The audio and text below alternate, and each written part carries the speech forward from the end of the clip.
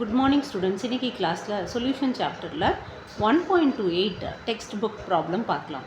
Calculate the mass percentage of aspirin C9H8O4 in acetonitrile CH3CN when 6.5 gram of aspirin is dissolved in 450 gram of acetonitrile.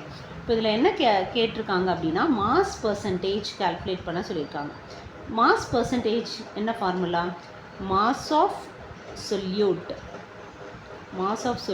by mass of solution by mass of solution into 100. இதுதான் mass percentage. ஓகேவா? இப்போ mass of solution calculate பண்ணணும். நமக்கு தெரியும் சொல்யூஷன்னா என்ன? it is solvent plus solute. So இது வந்து mass of solute plus mass of solvent. So இது ரெண்டும் கம்பைன் ஆனது தான் வந்து solution. Mass of solute plus mass of solvent. இப்போ நமக்கு தெரியும் மாஸ் ஆஃப் சொல்யூட் எவ்வளோ கொடுத்துருக்காங்க? 6.5 கிராம். எது கம்மியாக இருக்கோ அதுதான் வந்து சொல்யூட். ஆஸ்பிரின் தான் வந்து சொல்யூட். அண்ட் வந்து 450 கிராம்ஸ் கொடுத்துருக்காங்க அசிட்டோநைட்ரைல். ஸோ அது வந்து சால்வெண்ட்டு. ஸோ இப்போ இது ரெண்டையும் ஆட் பண்ணிங்கன்னா என்ன வரும்?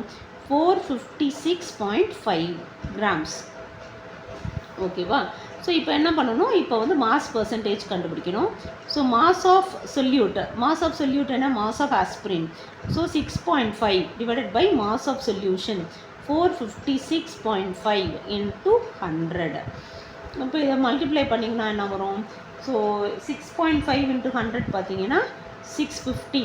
So 650 divided by 456.5.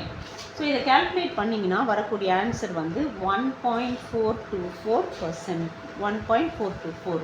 ஸோ இதுதான் வந்து மாஸ் பர்சன்டேஜ். 1.424%. ஸோ தான் mass percentage of aspirin. So இந்த கொஸ்டின் உங்களுக்கு புரிஞ்சிருக்கும்னு நினைக்கிறேன். புரிஞ்சால் லைக் பண்ணுங்கள், சப்ஸ்கிரைப் பண்ணுங்கள். Thank you students.